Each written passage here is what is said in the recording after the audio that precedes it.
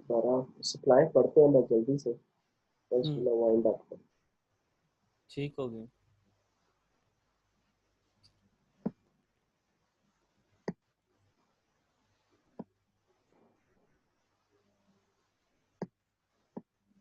ये जो है वो मतलब सेल्फ एक्सप्लेनेटरी किस्म का सवाल है। अगर एक स्क्रीन नहीं आ रही सी। नहीं आ रही, मैंने तो शेयर की है, अभी आ रही है। अब आ गई, फिर खत्म हो गई। अभी आ गई। अब आ गई। अच्छा, ये जो क्वेश्चन है ना, इसके अंदर suppose there are 3 tiers of a candy in a market. Tax tax हो रहा है। ऐसे कोई बुरा क्वेश्चन देंगे, देख लेना। हाँ, इसी तरह के बहुत क्वेश्चन सीधा आए। सवाल है, अगर ऐसा सवाल ही देने वाले। बिल्कुल ऐसे ही आया था। प्राइस पर कैंडी $8 है ना, तो टोटल क्वांटिटी डिमांडेड क्या होगी? क्या 4। हुआ? अगर हाँ, प्राइस पर कैंडी जो है ना, फोर है। इसको साथ साथ में भी बता देते हैं।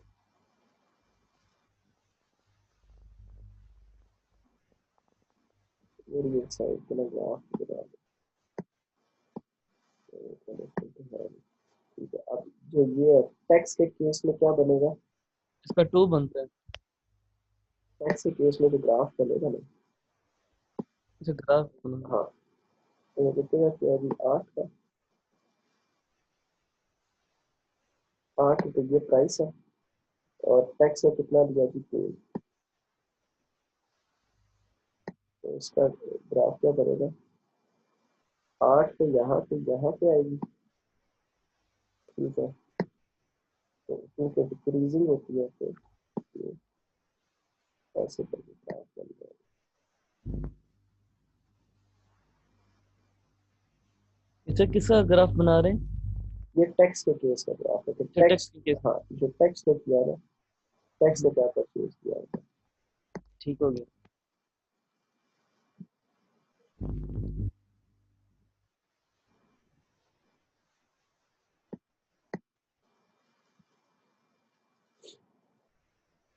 अच्छा, इसी तरीके से हम जो है वो सही। टैक्स के केस का ग्राफ बनाते हैं। तो टैक्स केस में क्या ग्राफ बनेगा यार? ग्राफ बनेगा, समझ नहीं करना। ये टैक्स के केस का ग्राफ है। ठीक है, और क्या होगा? ये हुआ।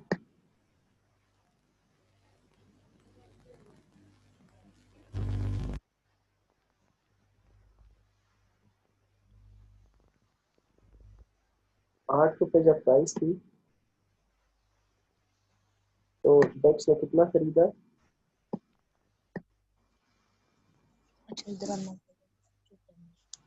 डेक्स ने 1 खरीदा, तो यहाँ पे ये 1 होगा। डेक्स ने 1 खरीदा। ठीक है, अभी इसको हम एक एज अ होल टोटल, ये इंडिविजुअल केस का ग्राफ बनेगा। ये किस केस का बनेगा? चेंज इन, आगे चल के जब प्राइस शिफ्ट हो रही है ना, तो फिर चेंज का ग्राफ बनता है। सही, तो वो चेंज क्या आएगा वो क्वांटिटी अलग डिमांड। है। हाँ, change in, quantity demand. Change in demand, change in demand का आएगा। सही, ये इंडिविजुअल क्वांटिटी डिमांड है ना। फिर उसके बाद टोटल क्वांटिटी डिमांड, जो क्वांटिटी डिमांड है वो टोटल जब जाएगी ना, तो मतलब अभी हम इंडिविजुअल का एक बंदे का, ये टैक्स का जो ये ऊपर वाला ग्राफ बना है ना, ये वाला, ये टैक्स का ग्राफ है। बात समझ रहे हो ना? ये समझ गया। सिर्फ टैक्स का ग्राफ है, जो कि उसने ₹8 की प्राइस पे कितनी कैंडीज को परचेज किया। एक। समझ रहे कि उसने ₹8 की प्राइस पे कितनी कैंडीज को परचेज की, ये सिर्फ वो चीज डिनोट कर रहा है। तो मतलब ये सिर्फ ये वाली जो बात है ना, ये डिनोट कर रहा है। अभी इसमें जो ये ग्राफ है ना, इस ग्राफ में ये वाली चीजें नहीं आई। तो ये 8 से 7 पे गया, 7 से उसने फिर कितना किया, ये चेंज इन डिमांड है। सही है, गॉट द पॉइंट? तो ये सही हो बेसिकली जो ये जो दूसरा आएगा ना साथ में, वो आएगा चेंज इन डिमांड।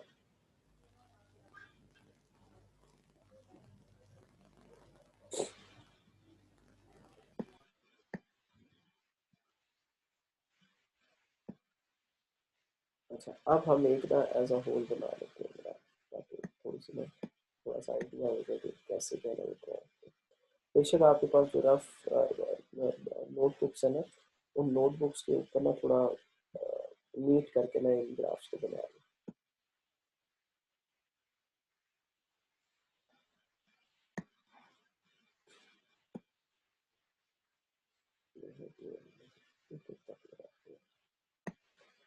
तो ये फिर उसके बाद इसको क्वांटिटी डिमांडेड है, तो ऑटोमेटिकली जो ग्राफ होगा वो इनवर्स उस पर बनेगा। ठीक है, बस ये याद रखना कि क्वांटिटी डिमांडेड है, डिमांड का ग्राफ हमेशा इस तरह का होता है। ठीक, अब वो बनेगा कैसे, वो थोड़ी सी डिस्क्रिप्शन कर देते हैं। तो ये प्राइस 4 से स्टार्ट हो रही है, 4, 5, 6, 7,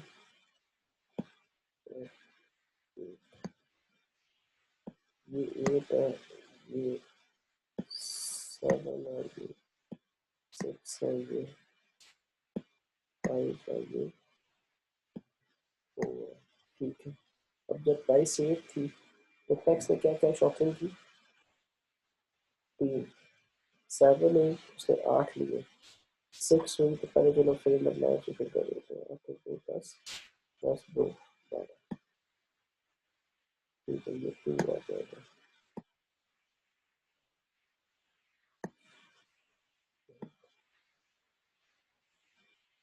पहले टेबल हमने कंप्लीट करना, फिर उसके बाद आगे करना। अच्छा, 4 + 3 7, 7 - 19 12, ये टैक्स की खरीदारी है। ठीक है, फिर उसके बाद 5 + 17 + 6 23, 23 + 4 सही। फिर उसके बाद टैक्स में 23 + 5 28, 28 + 8 36।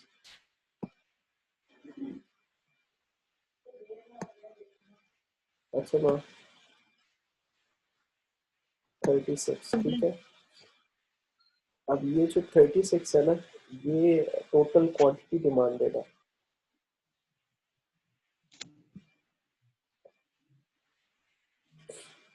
ये जो ग्राफ बनेगा ना, ये ग्राफ बनेगा टोटल क्वांटिटी डिमांडेड का।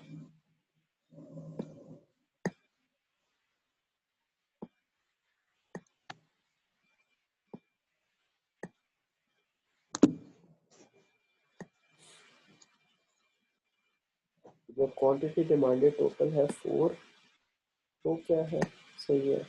तो क्वांटिटी डिमांडेड 12 पे जा रही है, तो क्या है। अच्छा, ये याद रखना, जो प्राइस होती है ना वो हमेशा वाई एक्सेस पे होती है। जो ये वाला है ना एक्सेस, प्राइस हमेशा इस एक्सेस पे आएगी, इनकम हमेशा इस एक्सेस पे आएगी। ठीक है, प्राइस एक्सेस और इनकम के जो एक्सेस है ना वो ये होंगे।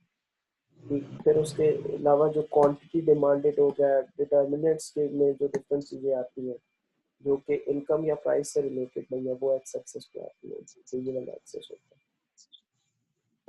तो उसके बाद फिर यहाँ पे ये हो गया 19, ये हो गया 27, ये हो गया 36।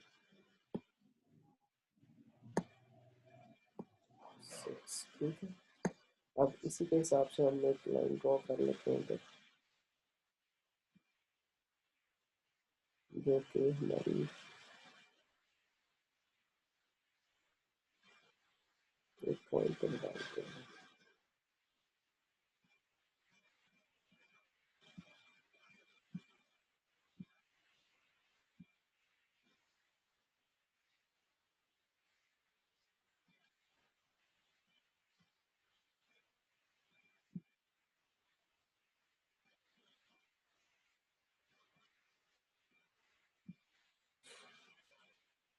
अच्छा, स्क्रीन शेयर आ रहा है ना सबके पास? हाँ, स्क्रीन शेयर आ रहा है ना?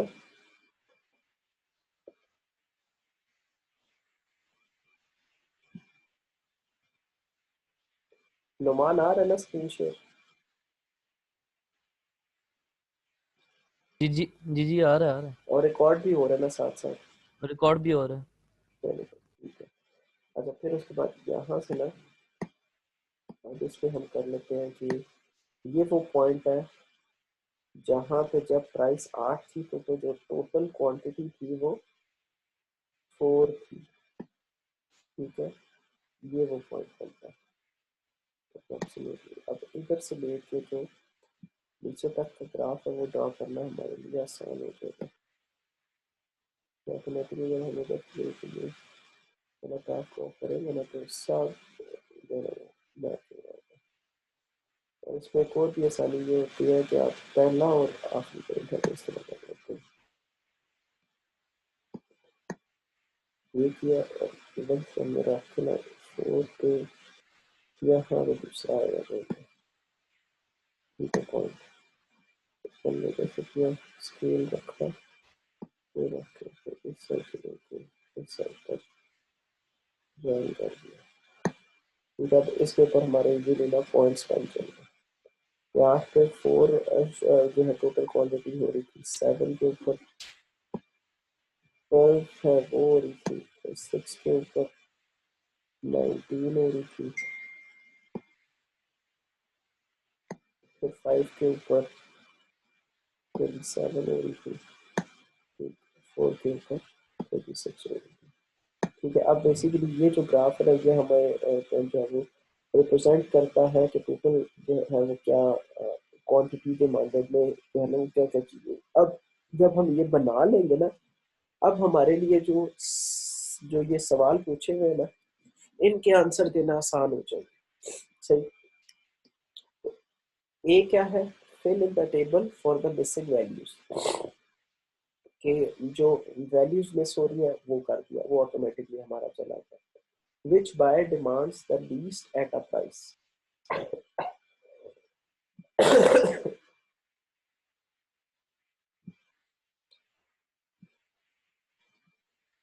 अच्छा, कौन सा बायर ऐसा है जो कि एक प्राइस के ऊपर जो लीस्ट है ना वो डिमांड कर रहा है, जो प्राइस एक्स क्या है। है 5 की।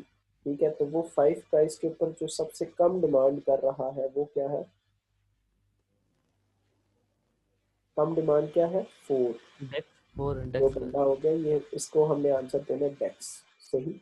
The most eight a price of 7, 7 पे सबसे ज्यादा कौन ले रहा है, टैक्स।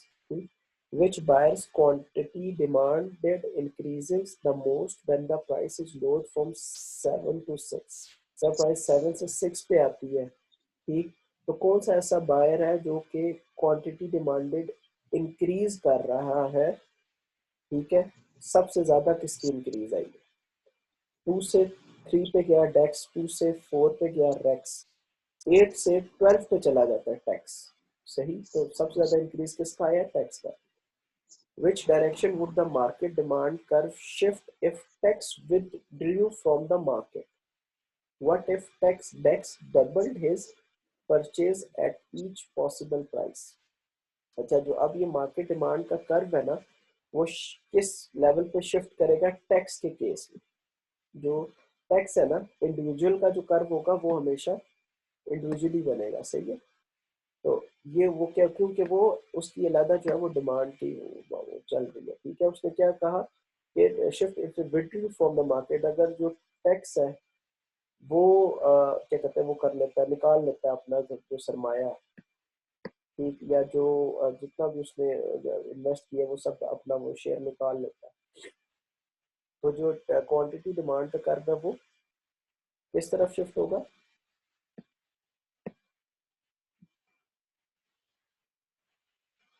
लेफ्टवर्ड।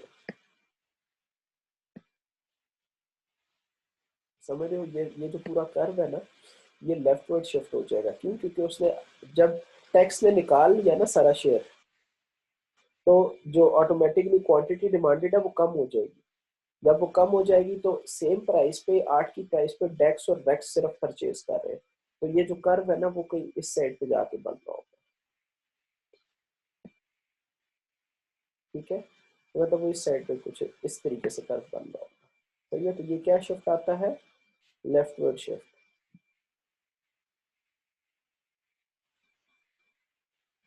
इसको हम कहेंगे ये है लेफ्टवर्ड शिफ्ट। सही, ये शिफ्ट आ जाएगा इस जो क्या कहते हैं ग्राफ है ना शेप पे ये डिमांड का है ऊपर की तरफ शिफ्ट नहीं होगा, क्योंकि टैक्स तो निकल गया, अब सारा शेयर मार्केट का तो अब दूसरी दो कंपनीज के पास चला जाएगा ना। नहीं नहीं, अपवर्ड नहीं जाएगा ना, अपवर्ड ऐसे नहीं जाएगा, सारा शेयर मार्केट का नहीं जाएगा। उसने यहाँ इस जगह पे कहीं भी नहीं कहा कि टैक्स का जो शेयर है वो टैक्स या रेक्स ले रहे हैं। मतलब बात समझ रहे हो कि टैक्स का जो शेयर है वो टैक्स या रेक्स के पास जा रहा है, नहीं, उसने क्या कि टैक्स ने निकाल लिया अपना सारा शेयर मार्केट से, कि अगर टैक्स जो है वो निकाल लेता है कि मतलब इसका मतलब ये हुआ कि यहाँ पे टैक्स है ही नहीं, इन अदर वर्ड कि टैक्स नहीं, ने अपना। इट मीन्स कि जो टैक्स है वो मार्केट से निकल गया बाहर, तो हाँ, अब जो कंज्यूमर्स हैं वो तो अब जाहिर सी बात टैक्स और रेस की तरफ कन्वर्ट हो जाएंगे ना। नहीं, इधर किसी जगह कंज्यूमर्स की बात तो नहीं हुई ना, हम बना कर्व किस चीज का रहे हैं, डिमांड कर्व है, डिमांड कर्व है जो कि शिफ्ट होगा। हम्म। समझ रहे कि मतलब क्वेश्चन में ना आंसर ढूंढो, क्वेश्चन में क्या आंसर आ रहा है कि which direction would the market demand curve shift. ठीक है, इंपॉर्टेंट चीज जो है ना वो ये है, मार्केट डिमांड कर्व शिफ्ट, ये क्वेश्चन है। किस केस में, if tax withdrew from the market, अगर टैक्स मार्केट से निकल जाता है, सही, कि मतलब यहाँ पे टैक्स है ही नहीं, डेक्स और रेक्स रह जाएंगे सिर्फ। हाँ, अच्छा अच्छा, समझ गया। हाँ समझ गए, ये पॉइंट है सर, बेसिकली। वो सर मैं तो फिर इनको इसमें असल तो चेंज हाँ, बोले तो चेंज क्या आएगा, मतलब उसमें तो कोई चेंज नहीं आएगा ना जब टैक्स कैसे रहा ही नहीं। नहीं, चेंज कैसे नहीं आएगा, क्योंकि ये जो टोटल क्वांटिटी डिमांडेड है ना, ये डिक्रीज हो जाएगी ना। अगर इसमें से अब मैं ये 3 है, टैक्स ने 3 लिए हुए थे, अब वो 3 नहीं ले रहा, तो टोटल क्वांटिटी डिमांडेड क्या हो जाएगी, 1। समझ रहे हो बात को, क्योंकि सिर्फ डेक्स ले रहा है, रेक्स तो एक पे बाई नहीं कर रहा। फिर उसके बाद यहाँ पे वो 8 ले रहा था, तो डेक्स और रेक्स दो दो ले रहे थे, ये ऑटोमेटिकली 4 हो जाएगा फिर टोटल क्वांटिटी डिमांडेड। बात समझ रहे हो, तो ये पूरा जो डिमांड कर्व है ना टोटल क्वांटिटी डिमांडेड के केस का, वो शिफ्ट हो जाएगा। बात समझ रहे हो। सर नहीं आई समझ। अच्छा, मैं एक दफा फिर बैक ट्रैक करता हूँ। जो टैक्स है ना वो एक लिहाज से कह सकते हो कि जैसे आप तीन तीन बहन भाई हो, है सही। सही, तीन बहन भाई हो ना। अब जो आपके सबसे बड़ा भाई है, फिर उसके बाद उससे छोटा भाई है, फिर उसके बाद उससे उससे छोटा भाई है, मतलब 3 भाई है, ठीक है। और बीच में सेंटर वाली जो है दूसरी जो है वो बहन है, डेक्स वाली जो है ना वो बहन है, ठीक है। अब इन केस गॉड फॉरबिड कुछ ऐसा मतलब ना हो कि जो बड़ा भाई है वो चला जाता है अमेरिका चला जाता है, ठीक है, तो पाकिस्तान में कितने रह जाएंगे, 2 भाई, 2 बहन भाई, एक बड़ी बहन और एक छोटा भाई। अब पाकिस्तान के जितने मामलात होंगे ना, वो एक बड़ी बहन और छोटा छोटा भाई के डील कर रहे हो। जो बड़ा भाई है वो तो अमेरिका में है ना। मतलब बात समझ रही हो ना। जी यहाँ तक आ गई समझ। हाँ, तो यही वो बात है कि जो टैक्स है, अगर वो पाकिस्तान जो मार्केट है वो चला जाता है अमेरिका, तो वो पार्टिसिपेट नहीं कर रहा बाइंग में। बात समझ गए। जी। हाँ, तो वो पार्टिसिपेट जब नहीं करेगा तो ऑटोमेटिकली उसकी जो क्वांटिटी डिमांडेड होगी ना वो कम होती जाएगी। सही, तो उस अपने हिस्से का उसने शेयर ले लिया, बड़े भाई ने जी शेयर ले लिया, वो शेयर लेके अमेरिका चला गया। सही, तो बड़ी बहन और छोटी बहन दो दो रह जाएंगे, जो कि पाकिस्तान में जो है ना वो स्टेक होल्डर। अच्छा, नेक्स्ट क्वेश्चन का जो दूसरा पार्ट है, what if Dex doubled his purchases at each possible price. अगर डेक्स जो है वो अपनी परचेज डबल कर लेता है, सही, एट ईच पॉसिबल प्राइस, तो फिर जो क्या कहते हैं डिमांड कर दो उसके साथ क्या होगा। कि अगर डेक्स है वो सपोज अब ले रहा है एक की जगह 2, ठीक, और 2 की जगह 4, 3 की जगह 6, 4 की जगह 8, 5 की जगह 10, ठीक, तो उससे क्या होगा, जो टोटल क्वांटिटी डिमांडेड है ना वो तब्दील हो जाएगी। अब ये जो पार्ट है ना, इसको कंफ्यूज नहीं करना कि टैक्स निकला हुआ है तो हम तब टैक्स को डाल रहे हैं, नहीं। व्हाट इफ, इससे पहले तरफ बोला कि जी क्या होगा कि जब टैक्स निकल गया, फिर उसके बाद इस क्वेश्चन का नेक्स्ट पार्ट है कि अगर टैक्स डबल कर लेता तो फिर क्या होगा। ठीक, फिर क्या होगा, जो शिफ्ट वर्ड होगा वो राइट वर्ड आएगा। क्यों, ऑटोमेटिकली जो टोटल क्वांटिटी परचेज है वो ज्यादा होगी है, जो क्वांटिटी डिमांडेड है ना टोटल वो ज्यादा होगी है, तो फिर शिफ्ट वर्ड किस साइड पे आ जाएगा, right word.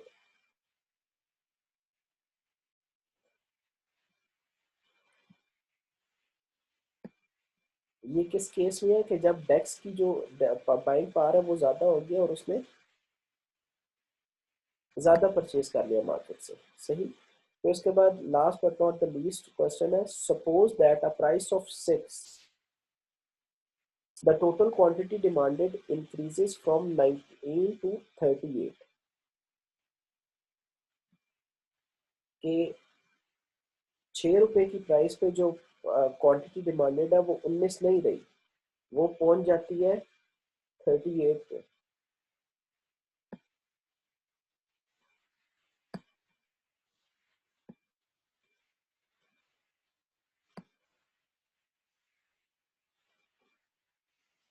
Is this a change in quantity demanded or a change in demand?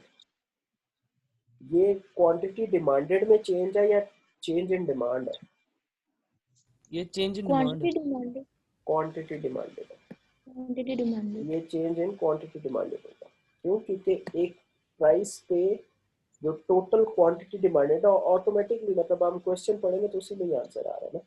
Total quantity demanded क्या है 19, उसमें आ जाता है जी के इंक्रीज हो रही है, सही है। टोटल क्वांटिटी डिमांडेड में इंक्रीज आता है 19 से 38, तो चेंज इन क्वांटिटी डिमांडेड है, ये चेंज इन डिमांड है, क्वांटिटी डिमांडेड में चेंज इन डिमांड नहीं होगा नहीं, कैसे चेंज इन क्योंकि डिमांड? प्राइस तो सेम है ना, प्राइस सेम है फिर उसकी तो वैसे ही उसने जो बाय उसकी फैसिलिटी थी वो बढ़ गई ना। नहीं तो वो इसको बैक ट्रैक करना, प्राइस सेम है ना, तो 19 से 38 पे चेंज चला गया ना। अब उसमें क्या हुआ कि बायर्स की बाइंग कैपेसिटी बढ़ी है, तो इंडिविजुअल के लेवल पे ना ये चेंज इन डिमांड आया। जो इंडिविजुअल का लेवल है ना, कि जाहिर सी बात है अब यहाँ पे 12 है ना, तो 12 की जगह ये 15 ले रहा होगा, ठीक है। यहाँ पे ये इनके लिए क्या होगा, ये बेसिकली इनकी डिमांड में चेंज आ रहा है। नहीं मतलब चेंज इन क्वांटिटी डिमांडेड और चेंज इन डिमांड का कॉन्सेप्ट क्या है? चेंज इन डिमांड ये है कि जो डिमांड है ना, इंक्रीज और इनकम के हिसाब से, जो प्राइस के हिसाब से डिमांड है वो चेंज हो रही है। मैं समझ रहे हो कि अगर एक चीज महंगी हो रही है तो दूसरी चीज सस्ती हो रही है, ये वो चेंज है। टोटल क्वांटिटी डिमांडेड क्या है, वो एज अ होल देख रहा है इसको, सही के जो गुड्स है वो क्या चेंज हो रहे, नहीं समझे बात को? असल मेरा पॉइंट अगर ये था कि जो चेंज इन डिमांड होती है उसमें प्राइस सेम रहती है, आपके जो डिटरमिनेंट्स में चेंज आ जाता है। यहाँ पे भी उसने जो सवाल है उसने प्राइस 6 रखी है, फिर उसने टोटल डिमांड में पूछे कि वो 19 से 38 पे शिफ्ट हो गई है। अब वो उसकी प्राइस तो उसकी सेम रही, वो 19 से 38 डिटरमिनेंट्स की चेंजिंग वजह से हुई होगी, क्योंकि उसकी अब जो कंज्यूमर है उनकी चेंज इनकम में इंक्रीज आ गई होगी। इसमें किसी जगह उसने इनकम की चेंज की बात नहीं की। मैं यही क्या कह रहा हूँ basically Numan, presume state में नहीं जाना, खुद से नहीं सोचना। जो उसने हमें कहा है ना, उसने हमें क्या कहा जी कि जो total that price of $6, total quantity demanded increases from 19 to 38। Is this a change in quantity demanded or a change in demand? So it is a change in quantity demanded, क्योंकि उसने ऑटोमेटिकली हमें पहले ऊपर बता दिए total quantity demanded increases. बात समझ रहे हैं कि उसने जब हमें कह दिया टोटल क्वांटिटी डिमांडेड इंक्रीज हो रही है, तो क्वांटिटी डिमांडेड का जो इंक्रीज है वो चेंज इन क्वांटिटी डिमांडेड हो। अगर वो कह देता है कि eight a price of when the price shift from 8 to 7, the change in demand is from 3 to 8, Is there such change in quantity demanded or change in demand? समझ रहे? तो फिर आएगा ये change in demand. Got the point? कि जो change in demand है ना वो प्राइस के शिफ्ट होने से आता है. नहीं समझा? नहीं, जो चेंजिंग क्वांटिटी डिमांडेड है वो प्राइस के शिफ्ट होने से होती है. यार देख, ये तो एक क्वांटिटी कांस्टेंट प्राइस मोमेंट के ऊपर ना, कांस्टेंट प्राइस के ऊपर जो चेंज इन क्वांटिटी डिमांडेड है ना वो इंक्रीज या डिक्रीज होती है. क्यों? कि अगर जो एक्सटर्नल फैक्टर्स हैं वो चेंज हो जाए, जो बायर की बाइंग कैपेसिटी, जो डिटर्मिनेंट्स का अगर चेंज आ जाए ना कि इनकम ज़्यादा होगी है, तो ऑटोमेटिकली जो टोटल क्वांटिटी डिमांडेड है ना वो चेंज हो जाएगी. बात समझ रहे? कि मतलब अगर 6 रुपए पे एक बंदा 10 चीज़ें ले रहा था जब उसकी इनकम 1000 रुपए थी, फिर 1000 से उसकी इनकम ज़्यादा होगी 2000 पे, तो वो 6 रुपए पे वो 10 की जगह 20 चीज़ें लेगा, तो जो चेंज आएगा टोटल क्वांटिटी डिमांडेड. इसके बरक्स अगर एक चीज की प्राइस कम हो रही है 7 से 6 पे आ रही है, income remains constant, determinant constant है कि वो जो डिटर्मिनेंट है ना वो 1000 पे है. ठीक, प्राइस में शिफ्ट आ गया तो उसने जो अपनी परचेज है ना, प्राइस की शिफ्ट की वजह से उसने वो परचेज ज्यादा कर दी है. क्यों? तो ये क्या होगा? Change in demand. बात समझ रहे? ये चीज है कि अगर डिटर्मिनेंट कांस्टेंट होगा ना तो जो चेंज आएगा ना वो चेंज इन डिमांड होगा. अगर डिटर्मिनेंट चेंज हो रहा है तो जो चेंज आएगा वो टोटल क्वांटिटी का चेंज है.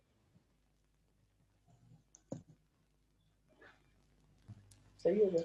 अच्छा, अब जो सप्लाई है ना वो इंशाल्लाह इस पे थोड़ा सा टाइम लगाओ. तो जो सप्लाई है ना वो इंशाल्लाह शाम में पढ़ते हैं. मैंने एक जगह ज़रा ज़रूरी जाना है, तो मैं वो वाला काम जो है ना वो खत्म करके ना फिर आपको फिर सप्लाई करते हैं, फिर उसके बाद हमारा इक्विलिब्रियम रह जाएगा. सही. लेकिन ये है कि अब ये डिमांड के ऊपर ना थोड़ा टाइम लगाओगे तो ये जो चीज़ें हैं ना वो क्लियर हो जाएगी. सिर्फ एक्सप्लेनेटरी तब होगी जब आप जो है ना वो अच्छे तरीके से इसको पढ़ लो. ठीक हो. सही है. मैं फिर इंशाल्लाह शाम में वापस आता हूँ. तो जो मज़ीद सप्लाई और इक्विलिब्रियम का टॉपिक है ना वो इंशाल्लाह पढ़ के तो ये ख़त्म करते हैं. फिर उसके बाद रात में ना बैठ कर रिविजन कर लेते हैं. सही हो गया. ठीक है. चलो बस इतना डिफिकल्ट नहीं है, खाली बेसिक बेसिक से कॉन्सेप्ट है. सिर्फ ये चीज़ समझनी है कि यार ये है क्या, बस. सही है. चलो फिर इंशाल्लाह मिलते हैं शाम में. ठीक है. अस्सलाम वालेकुम. ओके.